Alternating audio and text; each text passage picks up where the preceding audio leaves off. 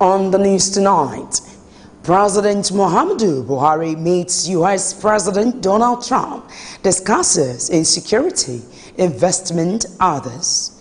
In business, House of Representatives Committee on National Security and Intelligence raises alarm over missing $202 million. On the foreign scene, Britain's Home Secretary Amber Rudd resigns. Hello there, and many thanks for joining us on Superscreen's flagship news, broadcasting to you live from Lagos. I am Adinke Owoye Ajiboye. President Muhammadu Buhari has met with the United States of America President Donald Trump today at the White House. Speaking during the meeting, President Muhammadu Buhari sought the support of the United States of America in his administration move to rescue the abducted Chibok and Dapchi girls. On economy, President Buhari said Nigeria's focus is on development of agriculture to ensure food security. The president also brought to the fore the need for the U.S. government to collaborate with Nigerian trade and investment to help strengthen the country's economy. On his part, President Donald Trump charged President Buhari to tackle insecurity, urging him to protect lives of innocent citizens, especially Christians in Nigeria. The Benue State government has sued the leadership of Miyetti Allah for the repeated killings of innocent Nigerians in the state.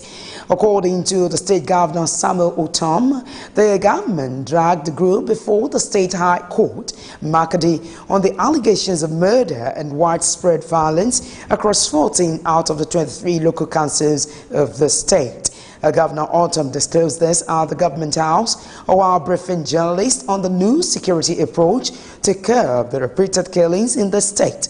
He faulted the alleged inaction of the security forces to arrest the group for purportedly threatening violence, an act he claimed resulted in multiple deaths since 2018.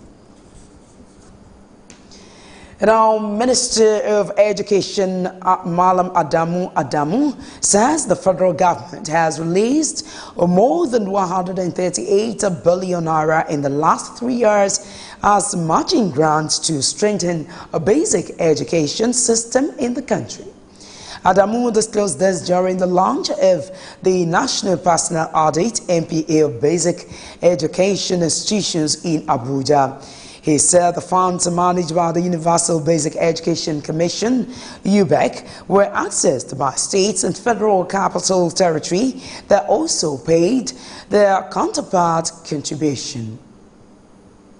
This administration from 2015 to date has released the sum of 138 billion as matching grant. These funds have been accessed by states and the FCT after paying their counterpart contributions. As enshrined in Section 9F and I of the UBEC Act, the Commission is mandated to carry out, in concert with the states and local governments, at regular intervals, a personnel audit of teaching and non-teaching staff of all basic education institutions in Nigeria. This is in order to establish reliable data for basic education and for planning. Today, to all intents and purposes, is a remarkable landmark for us realizing the resolute commitment of this administration of President Muhammad Buhari to provide quality basic education for all. On his part, the Executive Secretary, Universal Basic Education Commission, UBEC, Hamid Boboyi, said a lack of data is a major setback in the education sector. The value addition of the 2018 MPA also lies in the development of the Global Positioning System, GPS, by NASDRA for proper identification and easy location of schools. This will go a long way to conclude the exercise and produce the results within the shortest time possible. Honorable Ministers, May I also venture to say that the 2018 National Personnel Audit is being undertaken in two phases. The first phase begins from today, Monday, 30th of April, and ends on Friday, 26th of May 2018. It will cover the Southeast, the South-South, and the Southwest. This is to ensure that the exercise is successfully completed before the full onset of the rainy season in these three geopolitical zones. The Executive Secretary of UBEC, Hamid Boboyi, is speaking there. And now some youths in Edo State have staged another protest calling on the senator representing Edo South in the National Assembly, Matthew Uwogade, to withdraw his motion against President Muhammadu Buhari over an alleged impeachment offense. The protesters, who carried placards as they marched through the streets of Benin, advised Uwogade to retract his statement or face a recall. The leader of the group, Valentine Haisren, said that the senator did not consult with his constituents before moving the motion for the impeachment of President Muhammadu Buhari. The lawmaker had faced criticisms for moving a motion to invoke Section 143 of the Constitution against President Muhammadu Buhari for allowing the withdrawal of $496 million from the excess crude account to purchase military aircraft without the approval of the National Assembly. A presidential aspirant and pro-chancellor of Bayes University, Dati Baba Ahmed, has asked Nigerians to vote out President Muhammadu Buhari in 2019. Speaking with journalist, Baba Ahmed said Nigeria needs a man that will tackle economic challenges confronting the country, maintaining that President Muhammadu Buhari's second term will destroy Nigeria and unsettle the rest of Africa. According to Mohammed, Nigerians are interested in knowing why the president wants to seek re-election and whether he is fit to run given the concerns about his health.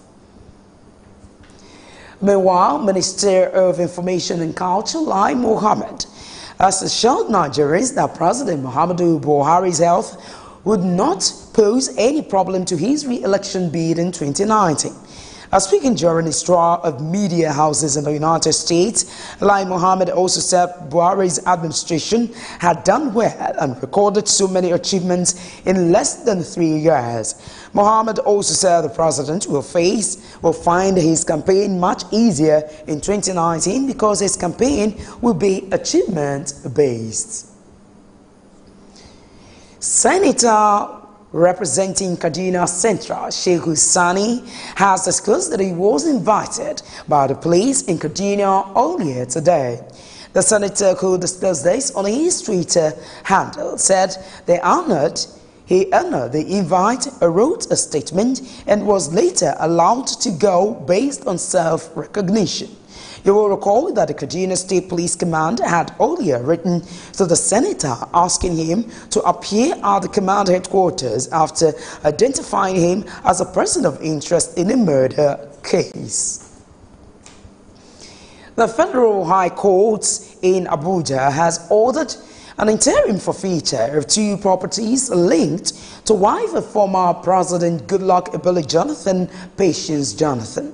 The property is located at plot number 9060, Cadastral Zone A05, Maitama District, and plot number 1350, Cadastral Zone A00, are said to be in the name of Ariwabai Arera Richard Foundation, which Patience is said to be one of its trustees. You will recall that the Economic and Financial Crimes Commission, EFCC, had in an ex parte application filed in September last year asked for an interim forfeiture of the properties which it claimed were subject of an ongoing criminal investigation.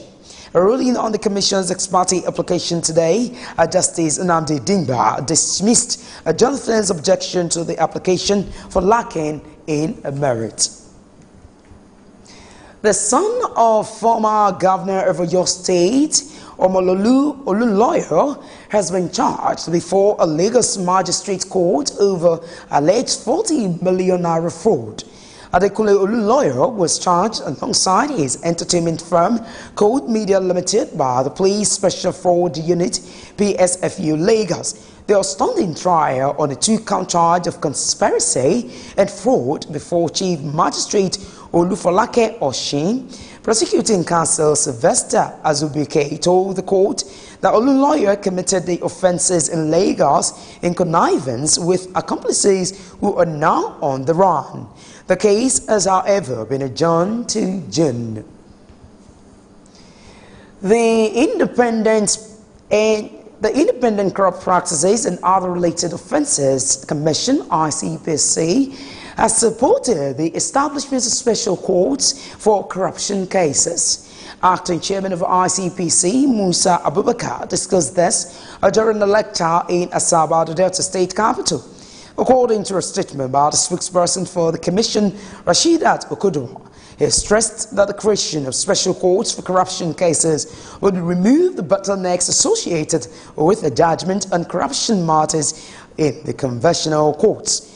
The ICPC boss also said creation of special courts would free judges from other responsibilities in view of the fact that most of them are overloaded with different cases. The Federal Ministry of Health says the demand of health workers are unrealistic and unacceptable, insisting that they cannot earn the same salaries as doctors. A Minister of Health, Isaac Adewale, disclosed this in a statement signed by his Assistant Director of Information, Olajide Oshundu, while responding to an advertorial published by the Joint Health Sector Union, JOHESA.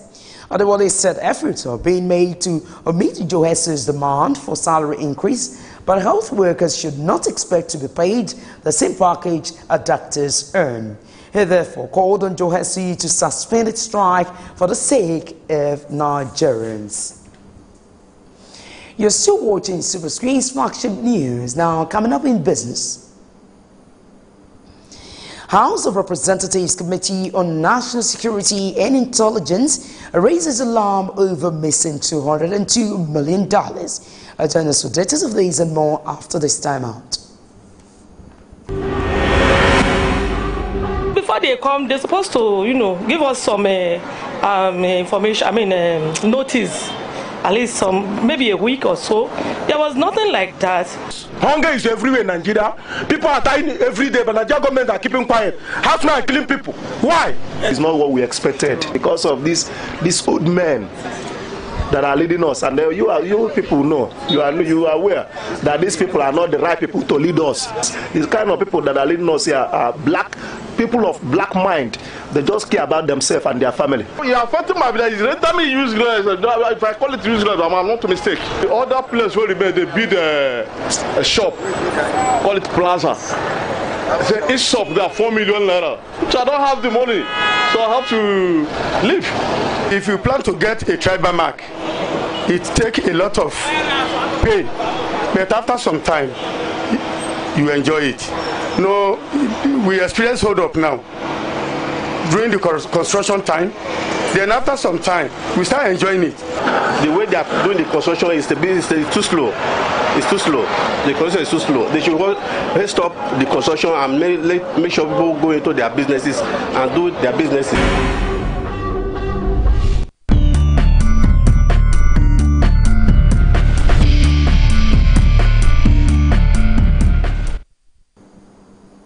Welcome back. Now in Business World, the House of Representatives Committee on National Security and Intelligence says another $202 million belonging to the National Intelligence Agency NIA is unaccounted for and must be recovered by the Economic and Financial Crimes Commission EFCC.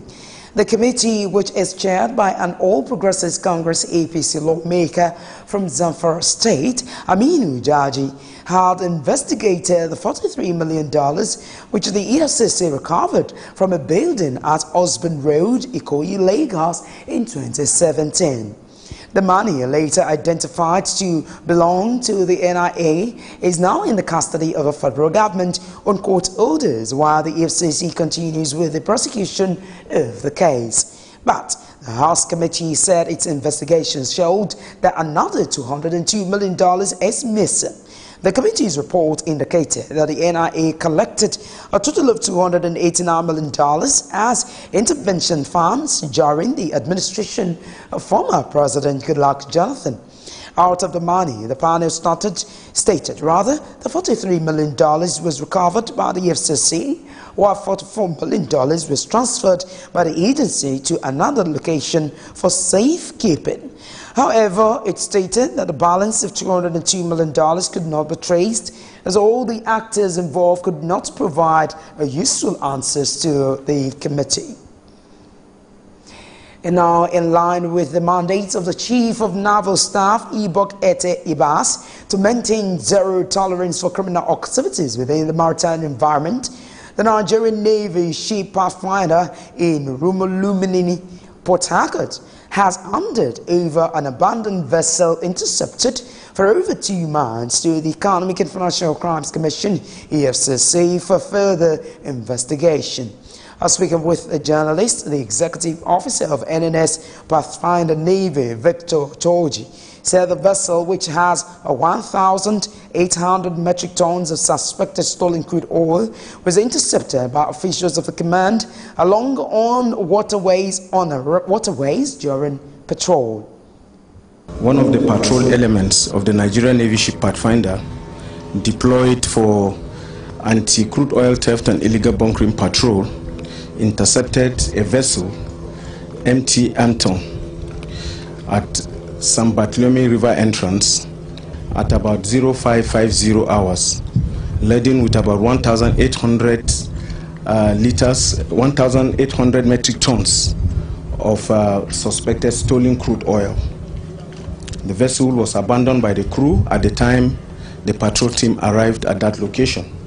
But at the time of this report, nobody has owned up to the ownership of this vessel. Toji also warned that the Nigerian Navy will remain steadfast in its drive to stop all forms of criminality along the waterways. But what is interesting about this particular arrest is that, unlike previous arrests, the crew abandoned the vessel and ran away. And for us, it's an indication that we have closed up so much on criminalities within the River State Maritime domain that owners of vessels are willing to abandon expensive assets for fear of what will happen if they are arrested. We will remain steadfast, we will remain dogged, and we will continue in our campaign against crude oil and illegal thefts and other illegalities within the River State Maritime domain until we have eliminated all forms of criminalities in this area. The naval officer also said all hands must be on deck in the fight against crude oil theft. The Federal High Court sitting in Abuja has fixed June 11 to deliver judgment in a suit filed by the federal government seeking an order of forfeiture of funds in accounts with the Bank of Verification Numbers, BVN. At the hearing of the suit on Friday, the federal government accused commercial banks of shielding owners of accounts without BVN. The federal government also alleged that the bank's opposition to the suit implied that the bank's failure to ensure or enforce the BVN policy. The Attorney General of the Federation, AGF, representing the federal government through a lawyer, Ade Ines San, also challenged the rights of the banks to be heard in the case. The Pension Transition Arrangement Directorate, PTAD, says it has added 7,969 civil service pensioners to its payroll, and they have started receiving regular monthly pensions. According to a statement by PTAD, the pensioners who were verified in the Southwest and North Central in Q4 2017 have been paid their March 2018 pension. The Directorate said the addition of this group had improved the economic livelihood of pensioners who had been deprived of their rights for a long period. And now still ahead on the news. Britain's Home Secretary Amber Rudd resigns from office. Details of this and more after this time out.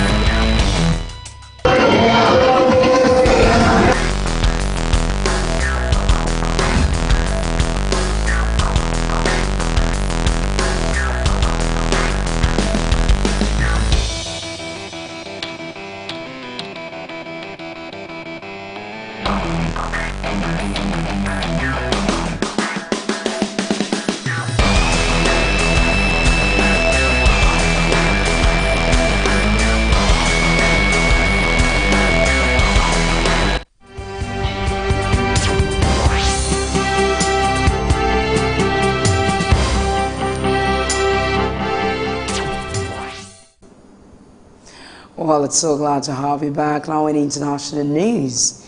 Britain's Home Secretary Amber Rudd has resigned for inadvertently misleading legislators about the existence of deportation targets for undocumented immigrants. Rudd's resignation on Sunday evening came after weeks of scrutiny over her handling of a scandal centered on the treatment of immigrants, mostly of Caribbean descent, who arrived in the UK after World War II to address labor shortages.